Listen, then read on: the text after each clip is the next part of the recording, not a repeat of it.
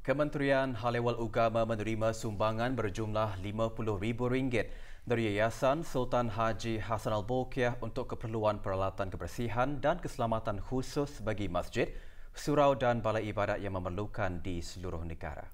Majlis penyerahan sumbangan berlangsung pagi tadi di kementerian tersebut. Penyampaian kepada Yang Berhormat Pihin Udana Khatib Datuk Paduka Seri Setia Ustaz Haji Awang Badarudin bin Pengarah Datuk Paduka Haji Awang Osman, Menteri Hal Ehwal Ugama, disempurnakan oleh Yang Berhormat Datuk Seri Setia Haji Awang Abdul Mukti bin Haji Muhammad Daud, Menteri di Jabatan Perdana Menteri, selaku ahli lembaga pengarah Yayasan Sultan Haji Hassan Al-Bolkiah dan pengerusi jawatan kuasa meneliti bantuan-bantuan Yayasan Sultan Haji Hassan Al-Bolkiah. Sumbangan adalah sebagai sokongan Yayasan Sultan Haji Hassan Al-Bolkiah terhadap langkah-langkah penjagaan dan keselamatan dalam menangani wabak COVID-19 di negara ini. Antara yang hadir, Pengiran Datuk Seri Paduka Haji Bahrom bin Pengiran Haji Bahar, Timbalan Menteri Hal Ehwal Ugama.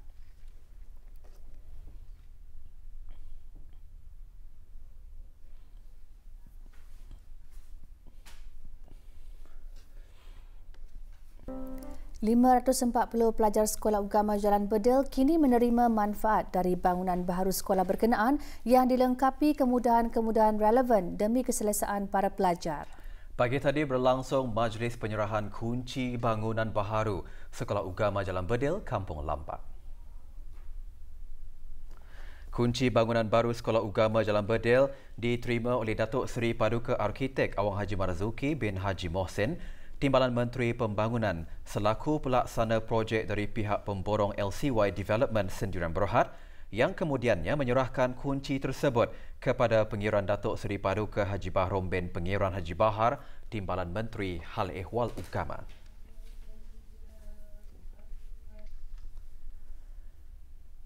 Timbalan Menteri Hal Ehwal Ugama dan Timbalan Menteri Pembangunan juga meninjau prasarana dan kemudahan yang terdapat di bangunan ini yang dilengkapi 18 buah bilik darjah di samping ruang pejabat bagi guru-guru. Selain itu, sekolah baru ini turut dilengkapi Dewan Serbaguna, Bilik ICT dan Perpustakaan.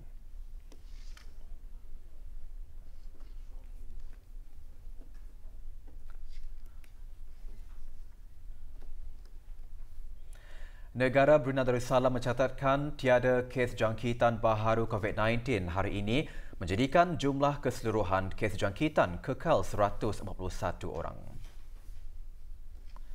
Menurut kenyataan media Kementerian Kesihatan, tiada kes aktif dilaporkan dan kes yang sembuh kekal 138 orang. Manakala jumlah yang sedang menjalani pengasingan diri mandatori seramai 407 dan jumlah yang menamatkan pengasingan diri mandatori sejak bulan Mac 2020, 3,160 orang. Dalam tempoh 24 jam lalu, jumlah ujian yang dijalankan sebanyak 212 sampel. Jumlah keseluruhan ujian makmal dijalankan sejak bulan Januari 2020, 34,089 ujian. Untuk maklumat lanjut dan perkembangan terkini, orang ramai boleh melayari laman web Kementerian Kesihatan iaitu www.moh.gov.bn atau menghubungi talian nasihat kesihatan 148 atau melalui aplikasi healthinfo.gov.bn. Isu-isu pengurusan sisa dalam konteks pandemik COVID-19 dibincangkan semasa dialog bersama bagi pengurusan sisa dalam konteks pandemik COVID-19. Teruskan bersama Berita Perdana untuk mengikuti bahan berita tersebut.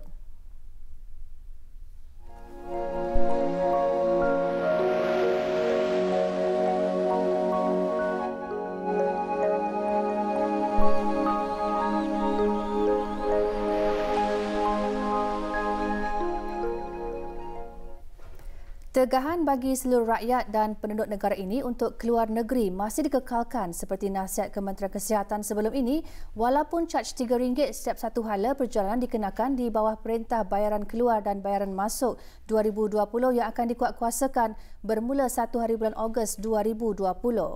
Pada tarikh tersebut, caj dan perkhidmatan tol Jambatan Rasau Kuala Belait akan dimansuhkan.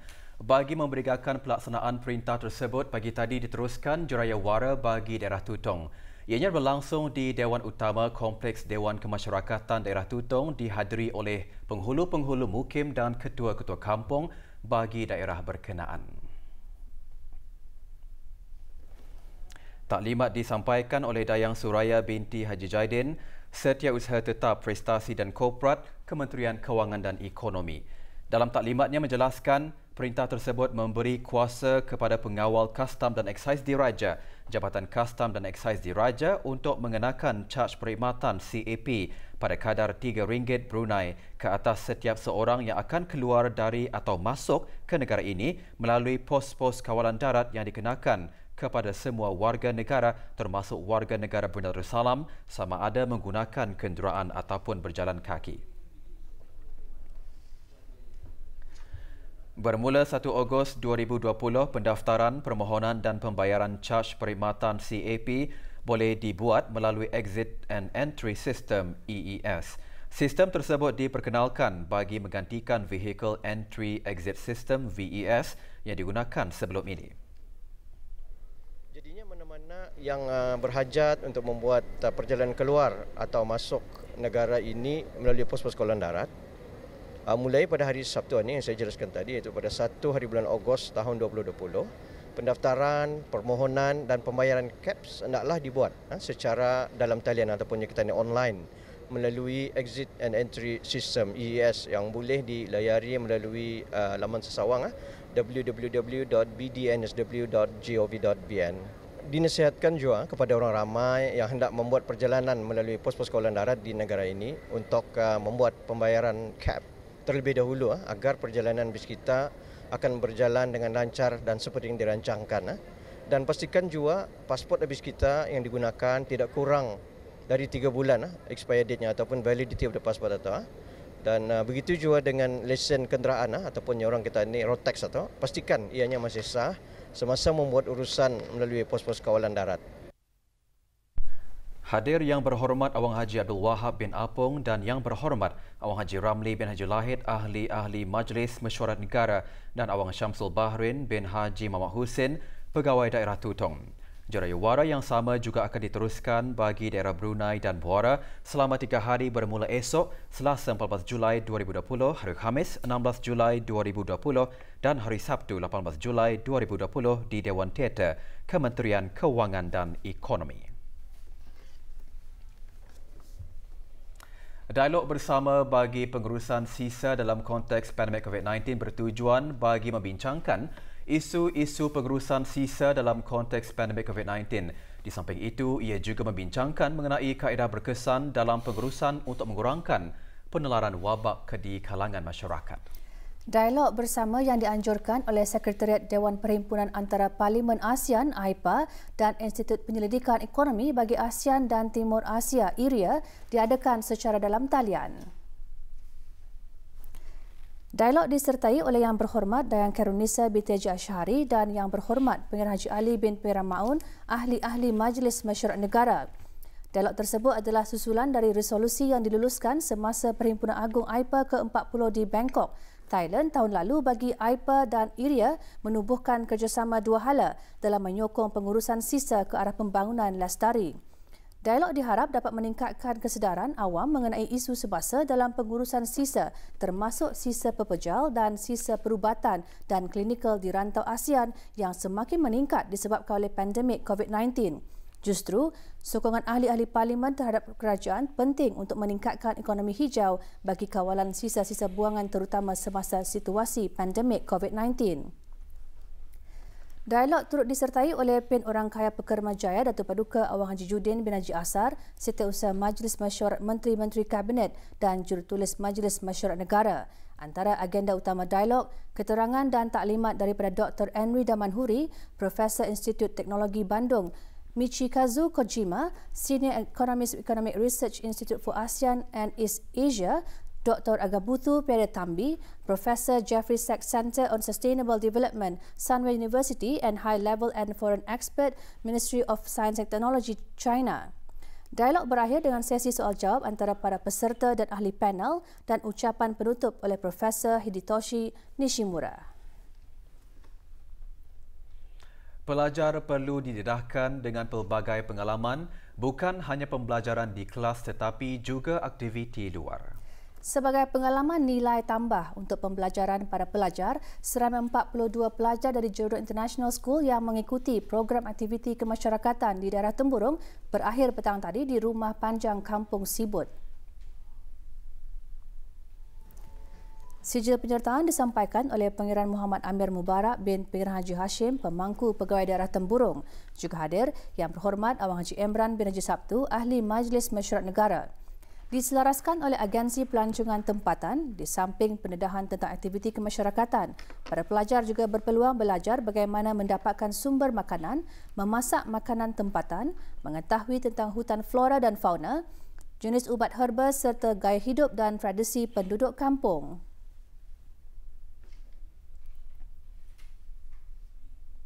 I had a positive experience here. It was so great to immerse myself into the culture, the Iban culture. We were able to learn so many things that we couldn't study at school.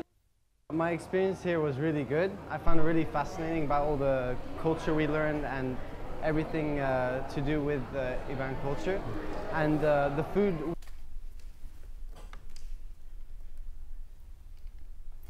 Dua pelajar negara akan melanjutkan pengajian mereka di universiti-universiti di Rusia di bawah program beasiswa Kerajaan Persekutuan Rusia. Pemilihan mereka adalah melalui sesi temudega yang diadakan pagi tadi di Kedutaan Persekutuan Rusia di negara ini di Kampung Manggis II. Tahun ini, Kerajaan Rusia memperuntukkan 2 beasiswa bagi negara Brunei Darussalam. Para pelajar tersebut Awang Muhammad Akmal Rabbani bin Haji Zabandi dan Dayang Nur Maiziah binti Muhammad Mazli. Awang Muhammad Akmal Rabbani membuat permohonan bagi Universiti Pedagogi Hessen di St. Petersburg, sementara Dayang Nur Maiziah memohon bagi beberapa buah universiti. Pelaksanaan program beasiswa Rusia membolehkan para pelajar dari negara ini mendapatkan pengalaman yang unik di samping dapat berkenalan dengan sahabat baru serta menyumbang ke arah mengukuhkan lagi hubungan dua hala dalam bidang pendidikan.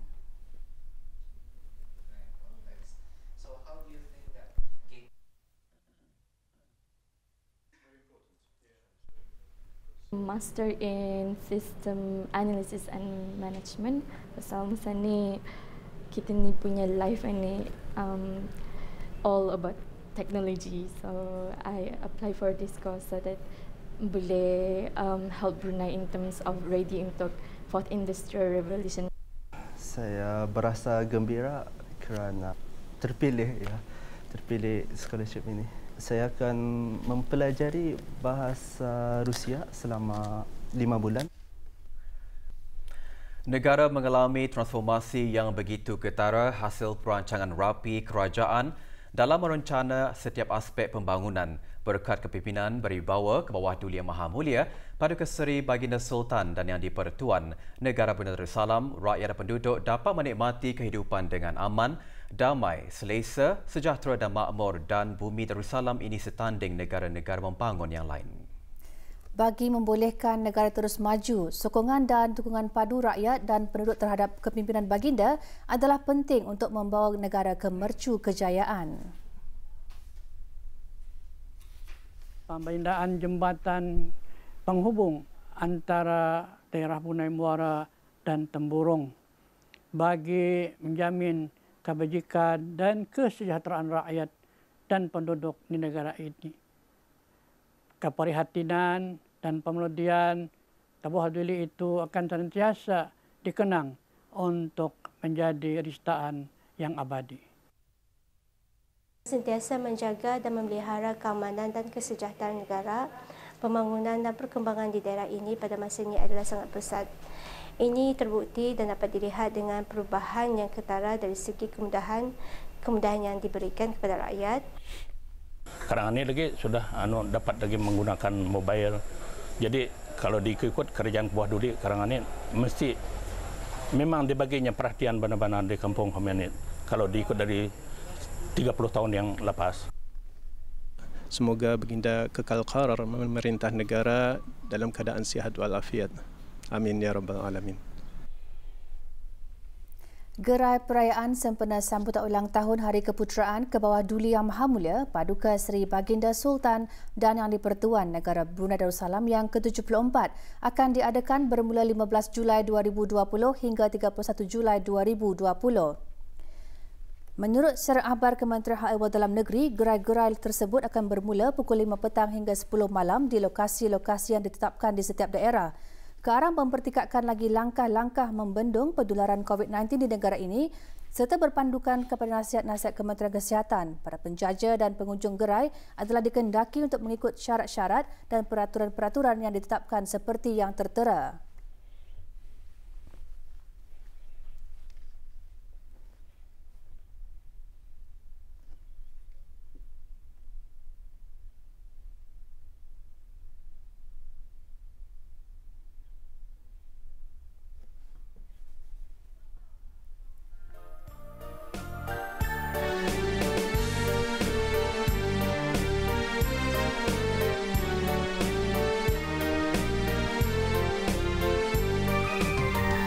Sultan Haji Hasanah Mulia diputrakan 15 Julai 46. Putra Gahara menaiki tahta menjadi Sultan Brunei ke-29.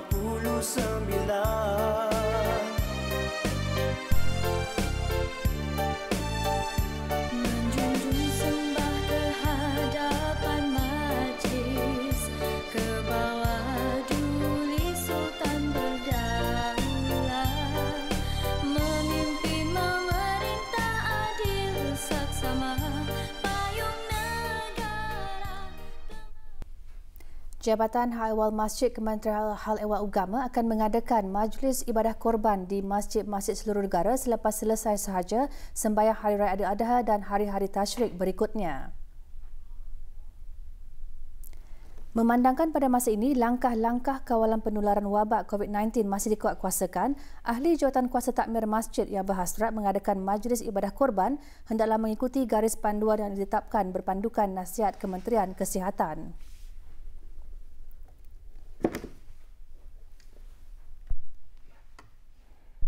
Memastikan keselamatan petugas dan peserta ibadah korban di samping memastikan penjarakan fizikal dan sosial dipatuhi, binatang korban hendaklah diuruskan oleh petugas yang diaturkan manakala penyembelihan binatang korban dilaksanakan di tempat penyembelihan yang dihaskan ke arah penjamin kebersihan dan keselamatan semasa penyediaan pengurusan daging korban.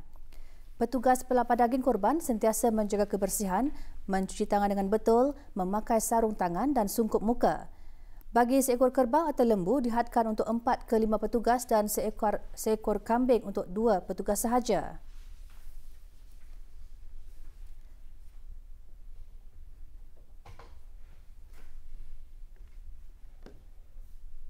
Sementara pengagihan daging korban dilaksanakan di perkarangan masjid dengan tidak melebihi kota yang ditetapkan.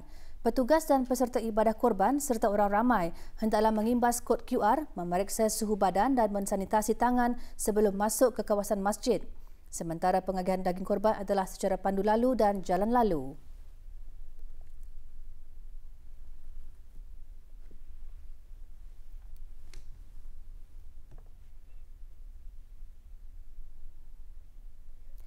Bagi orang ramai yang berhasrat melaksanakan ibadah korban di kediaman masing-masing hendaklah mengikuti garis panduan.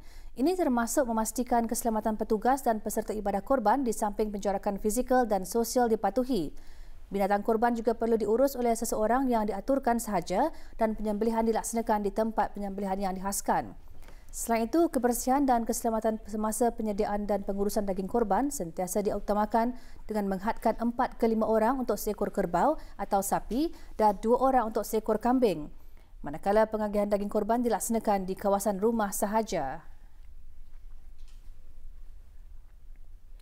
55 daripada 85 premis perniagaan didapati tidak mematuhi arahan yang telah dikeluarkan oleh Kementerian Kesihatan dalam operasi Merati yang dijalankan bermula 6 hingga 12 Julai 2020. Operasi yang dilaksanakan oleh Unit Penguatkuasaan Kesihatan Kementerian Kesihatan itu tertumpu di beberapa buah premis makanan, kedai gunting dan gerai makanan di kawasan daerah Brunei Muara, daerah Belait dan daerah Temburong. Hasil operasi 29 premis perniagaan telah dikenakan denda kompaun keseluruhannya sebanyak RM800, manakala pengurus-pengurus premis perniagaan yang didapati membuat kesalahan-kesalahan ringan diberi amaran dan dicatat dalam rekod rondaan unit. Antara kesalahan-kesalahan yang dikenakan denda kompaun adalah pengendali, penyedia makanan dan tukang gunting rambut tidak menggunakan sungkup muka, tidak menyediakan pemeriksaan suhu badan dan tidak ada penjarakan sosial. Operasi merati dijalankan bagi memastikan premis-premis perniagaan mematuhi arahan-arahan yang dikeluarkan oleh Kementerian Kesihatan dan agensi-agensi kerajaan lain dalam pengawalan jangkitan COVID-19. Ini termasuk melaksanakan tanggungjawab sosial dan membudayakan langkah-langkah pencegahan penularan COVID-19 di premis perniagaan masing-masing, mendapatkan kod QR Bro Health di samping mengamalkan langkah-langkah kebersihan di dalam premis perniagaan. Pasukan Polis di Raja Brunei PPDB mengingatkan orang ramai, terutama sekali para pemandu kenderaan untuk menghindari dari melakukan sebarang kesalahan yang melibatkan akta lalu lintas seperti mabuk semasa memandu dan sebagainya. Ini berikutan seorang warga asing didapati bersalah oleh Mahkamah Magistrate Bandar Seri Begawan atas kesalahan memandu dalam keadaan mabuk dan di bawah pengaruh alkohol. Pandi Ramanathan dijatuhi hukuman denda RM1,500 di bawah Akta Lalu Lintas Penggal 68. Jika gagal membayar denda, dia akan berdepan hukuman penjara 2 bulan. Pihak mahkamah juga memerintahkan pengantungan lesen memandu ke atas tertuduh selama 3 tahun bermula 13 Julai 2020. Dia ditahan semasa pemeriksaan Sekatan Jalan Raya oleh PPDB di Jalan Kuala Lurah pada 1 Februari 2020 lalu. Sebuah syarikat pembinaan dikenakan denda kompaun oleh Unit Penguatkuasaan Jabatan Daerah Tutong atas kesalahan di bawah Akta Kesalahan-Kesalahan Kecil Penggal 30. HQS Kausar Kontraktor Sdn Berhad didapati melakukan kesalahan membuang tayar-tayar terpakai di kawasan Jalan Paya Besar, Kampung Bukit Panggal, Daerah Tutong. Syarikat tersebut didenda kompaun RM500 dan diberikan tempoh 1 minggu untuk menjelaskannya. Kesalahan tersebut berjaya dikesan hasil maklumat dari penduduk kampung berkenaan. Orang ramai, syarikat atau pemilik premis perniagaan diingatkan agar sentiasa menjaga kebersihan dan tidak membuang sampah atau barang terpakai di merata tempat.